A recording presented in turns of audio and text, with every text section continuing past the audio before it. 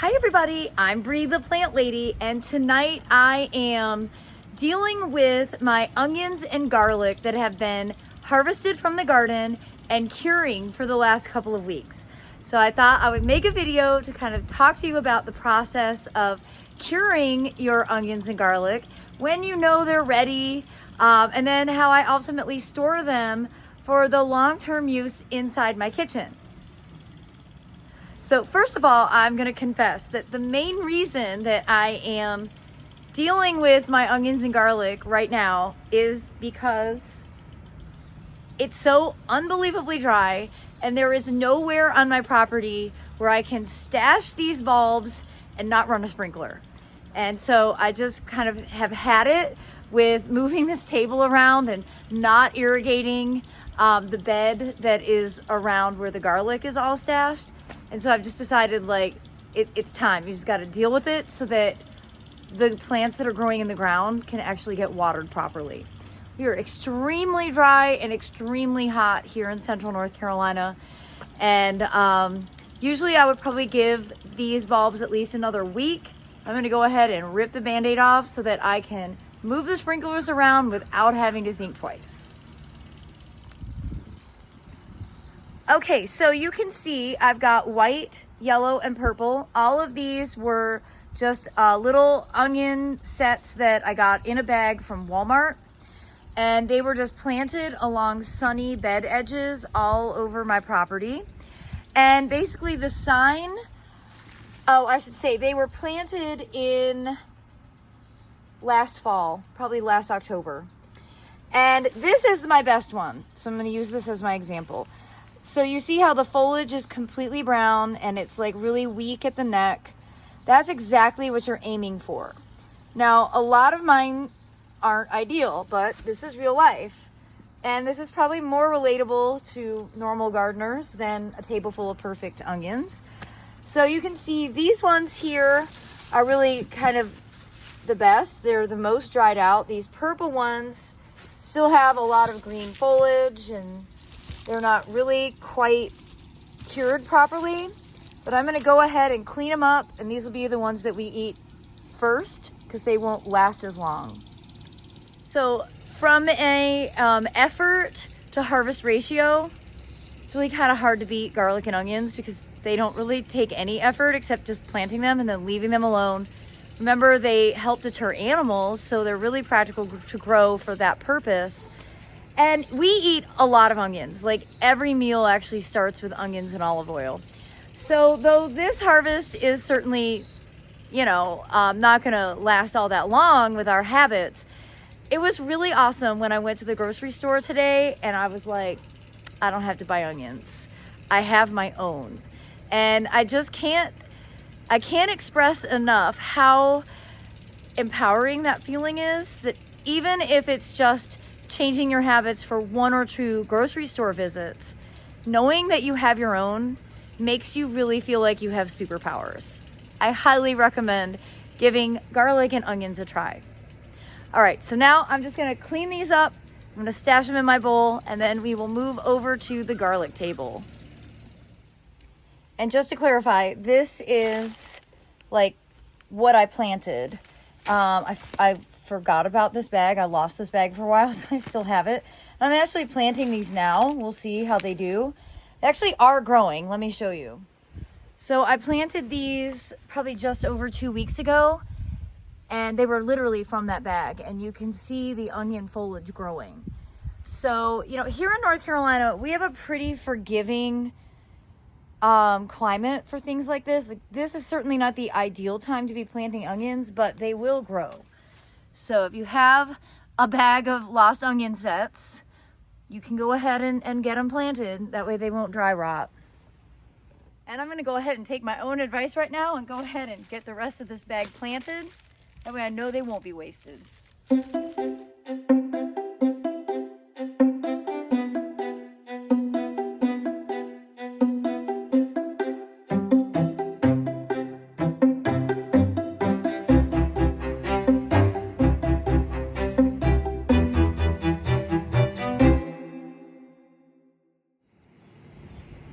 All right, there you have it. From a whole table down to 1, nicely filled bowl and some not super well dried purple onions that probably just need to get used much sooner than later. Maybe I'll make a brie-friendly French onion soup, which involves nothing from a mammal because I have this horrible tick infection called alpha-gal.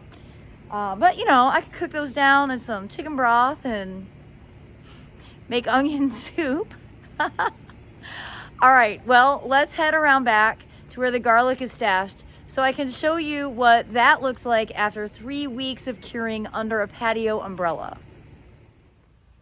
Here we are with all the garlic that's been curing for the last couple of weeks.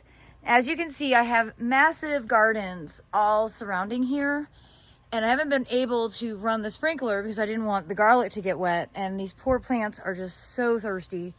So it's time I get this dealt with, and really it's perfect because as you can see, the foliage is all completely dry. So you can see here the paper, the outer paper comes off without any issue. I'm just gonna cut the roots off.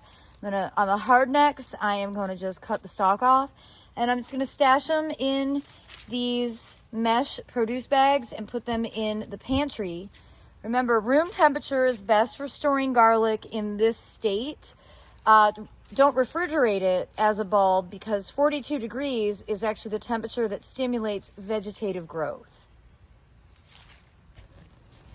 Now, there's a lot of different ways that you could actually preserve your garlic. Like you can roast it and then put it in oil. You can actually blanch it, like by boiling the peeled cloves and in water and then putting it in oil and canning it. For the most part, we use garlic. We use so much garlic that this really simple one step is my just general approach. Now, I'll definitely over time through the summer, as it starts to not look as good, I will go ahead and kind of figure out a more efficient way to preserve it. You can always roast it and freeze it. And that's a really easy way to make it so that it's, you know, already cooked and then you can just pull it out and add it when you're cooking. I frequently do that with a lot of my excess garlic. But for now, this is gonna be my main approach. Just cleaning these bulbs off, cutting the roots off, peeling away any of the dirty paper. And that's more just so that I keep my kitchen clean. And stashing the bulbs just like this. So you guys, I'm gonna go ahead and confess. I was supposed to be at a party tonight, and at the last minute, I was like, oh, I really need to stay home and deal with my garlic and onions, which is really lame, and it's kind of amazing that I have any friends at all. I guess that's a sign of not being a fun party person. You cancel so you can stay home with your garlic. I probably should not be confessing this in a YouTube video, but perhaps some of you can relate. You know, I travel for work and I love it, and I don't want to change that at all. But when I'm home, it's really hard to get me to leave the house. Specifically, leave the garden. So yeah. Instead of going to a 40th birthday party, I am here cleaning garlic. All right. Well, thanks for coming, Preston. Of course, my pleasure. So, midway through cleaning up the garlic, my dear friend and landscape architect extraordinaire, Preston Montague, came over, justifying why we're not going to a party.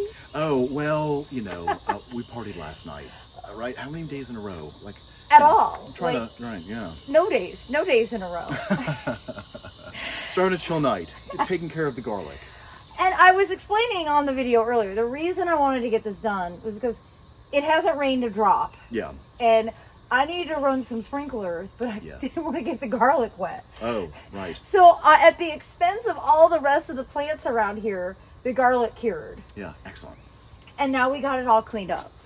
All right. So, Preston, yeah, be a Vanna White. Okay. Mm-hmm. and show them the soft neck. All right, so that's soft neck there. That's soft neck, and you see how it's braided. I'm learning too. Mm-hmm. And the nice thing with soft neck, now I wish I grew more, and I think this year I'm going to buy some soft neck varieties like from Southern Exposure Seed Exchange and So True Seeds. Those are two sources that have really good garlic options. Because I saw someone in Raleigh do huge soft neck varieties and they're the most gorgeous braids ever. These are beautiful. I kind of like how dainty and apartment sized these are. They are apartment size. So actually, you'll be able to take some of these home. Because that's the point of growing this much garlic, is to share it. Yes. So then we have 1 bag of giant elephant garlic. I think there's some more elephant garlic out there that I still have to harvest. But you show them the difference there. So actually, look, compare that to the soft neck. That's a lot easier to cook with. Oh. So you're not having to peel a ton of cloves. It's a beast. And then the majority of what I grow is hardneck. And these are the varieties that you can find at the grocery store. So if you don't buy garlic by the cultivar from a seed supplier, you just buy it from your local grocery shop, you're going to get a hardneck variety. And the difference between hardneck and softneck, hardneck develops a flower scape that you have to remove in the spring. See? And those are actually foliage scapes at this stage, but actually, my bad. Here is a flower scape, everyone. This is from the elephant garlic. That flower scape makes it really hard.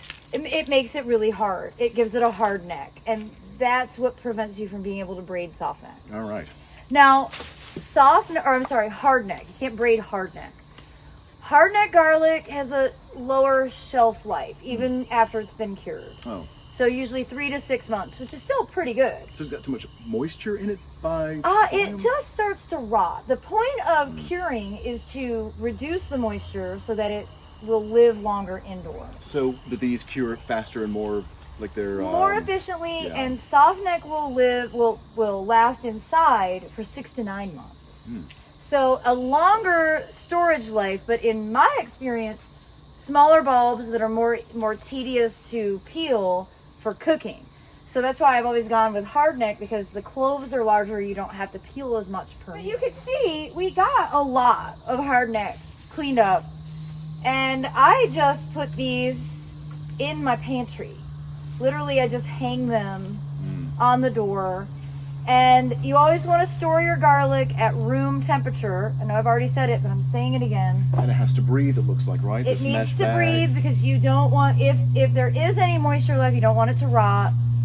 Remember, refrigerator temperature, 42 degrees, stimulates vegetative growth. This is why garlic is never sold in the refrigerated area at the grocery store. It's always in the middle of the produce section. Does that suggest something about its culture, that it is a cool season crop, or should be... That's when it becomes active in springtime? That is precisely a correlation. All right. So garlic is just one of those things, there's really no excuse to not grow it. It's super easy. It helps deter animals. Yeah. And in a small amount of space, you can grow a significant amount to change your habits at the grocery store. At the end of the day, that's really what I want to instill. I don't think that it's reasonable to think you can grow everything that you eat, but you can grow a handful of things in a meaningful way. So like me today, when I was at the store, I knew I did not need to buy onions and I did not need to buy garlic. And it made me feel like what I was doing in the garden really mattered. That's an accomplishment, absolutely. I think they're also beautiful in the garden. They just have that little, just like little green spike, and it pops out of other foliage. It's got a meadow feel. It's got a calming feel. It feels like a kitchen garden to me. Yes. Yeah, it's charming. Well, everybody, I hope you'll be inspired to grow some of your own garlic, and hopefully this video will be helpful for those of you who did grow it and needed some instructions on curing and then ultimately storing. And as always, thanks so much for watching, everybody.